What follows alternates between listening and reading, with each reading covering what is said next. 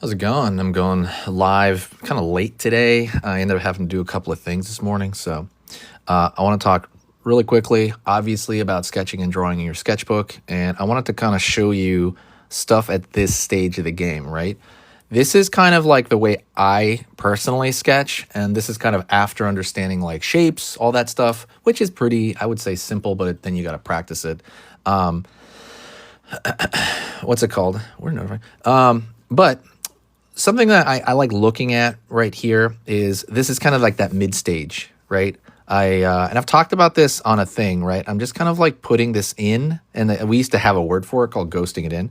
I don't know if that's like a widely used thing, but we're kind of I have those shapes in my mind's eye already, and what I'm doing is I'm kind of just kind of doing these little thin non-committal lines, right? I'm not committing to stuff to kind of vaguely get an image of it in my head first before I commit.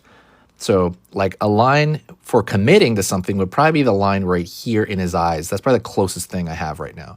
Like in his eye, I'm really committing to that, right? But this other line right here, these wispy lines, those are non-committal, despite this being a pen, right? And let's go over again what kind of pen I'm using. I'm using a Zebra F402, and it is a fine point.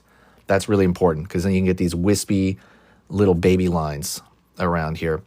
So right here, it can go like this, right? I can kind of commit even further by putting in a little bit of darks around the corner right here, because when we're drawing these characters, and right now I'm just more or less just drawing dinosaurs, right? They're still characters for the most part, right? In whatever thing I'm doing. You want people to kind of focus in on like the eye first, and then the eye kind of, then everything else kind of on the outside of that. I also kind of decided to pencil in everything separately. So right now when I'm looking at this, I want it to kind of go into like this part of the T-Rex's head. Maybe I might push it in a little bit more, just to kind of show you guys. So if I look at this T-Rex head, I'm thinking, okay, let me kind of get his jaw in a little bit more, right? I'm going to draw a thicker line. And then around the side over here, draw a little bit thick of a line. I don't want it that. So let me talk about line art, right? Somebody asked me to teach line art, so we will talk about that. There's a couple of different ways to do line art. I'm going to teach you the way I do line art with ballpoint pen. And this can be in any ballpoint pen, by the way, but I just kind of got specific about the fine point. So there's usually a 1, 2, 3 method. 1, 2, 3. Okay. And this is the way I teach it everywhere. This is the way I'll teach it in my lesson when I make it. Okay. So I'm going to teach it to you now. So you have a 1. This is the way I was taught it. Let's zoom in a little here. All right. Let's zoom in. So let's do 1, 2, 3. Okay. We have these 1, 2, and 3 lines. So one line would be maybe something like, maybe this wispy line. One line is, just a normal line. You're not pushing that hard, but you can see it, right? Number 2 line, we take that. Okay, we have that so far. And then we're going a little bit darker. Just a bit. It's going to be a little bit darker, a little bit thicker, because I'm pushing over it more than a couple of times, right?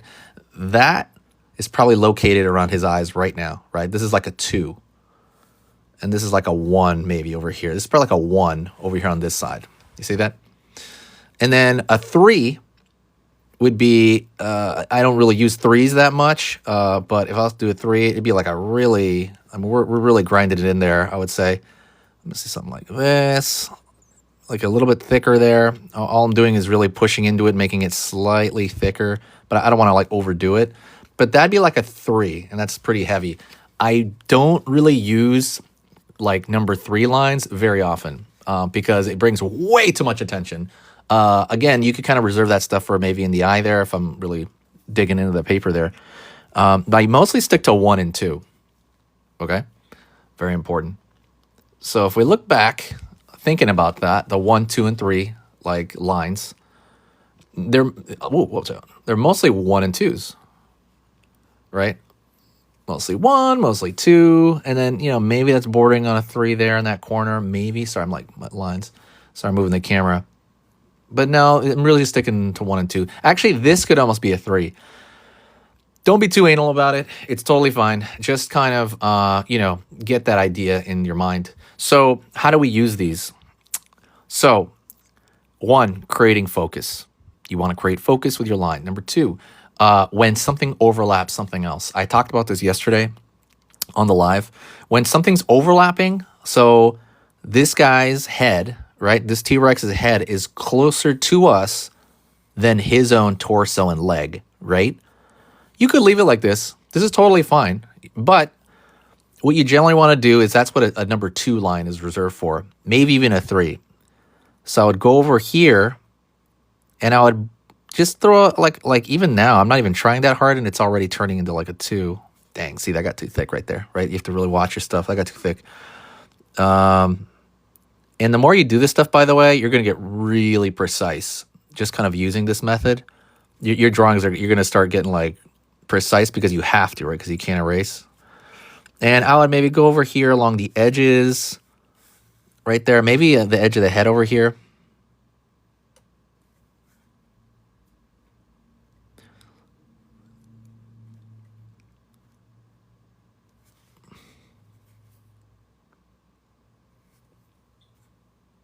All right, something like that. And so we have that number 2. I'm going to call it a number 2. That number 2 is going to make sure and let us know that this is in front of this. That's kind of like situations it's reserved for.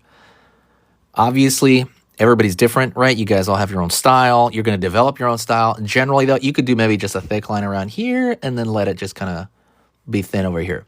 There's a lot of choices you can make, but the general rule is number 2 lines are, the thicker lines bring stuff forward in space. That's the general rule.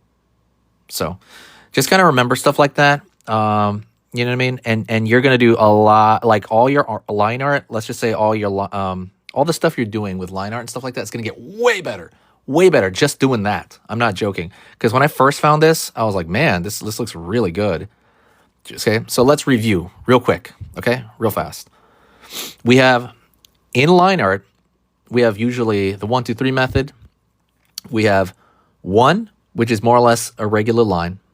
Number 2, slightly thicker line, and really I'm just kind of going over again once or twice. 3, a couple of times, right? Thicker line, usually used for special cases because it's so dark. Right? Go back over here.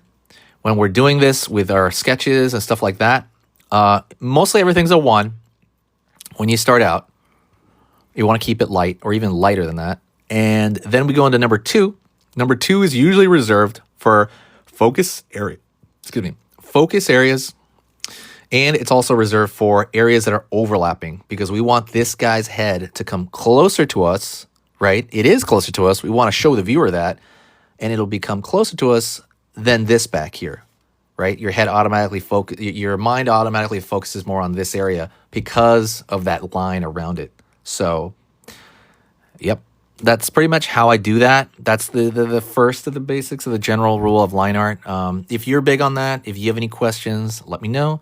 But that's pretty much the way I use it. And just knowing those 2 things, by the way, is humongous, right? It's really going to help you out, like when you start drawing other stuff. But yeah, I just want to come in, drop in, talk about that. I'll probably work into this drawing more and I'll bring it around tomorrow or the next day. I'll probably work into some of these other guys as well. Again, they're all kind of just, ghosted in. But it's a short live today. I need to go to a friend's birthday. So I want to thank you very much for even being here, guys. You're amazing. Okay. But that's it. I'll see you tomorrow. We'll talk later. Don't forget to check out the store. I put in a series of sketches into this like little handmade booklet. Sketches I never showed anywhere. If you do want to support, go pick one up. But yeah, I'll see you around.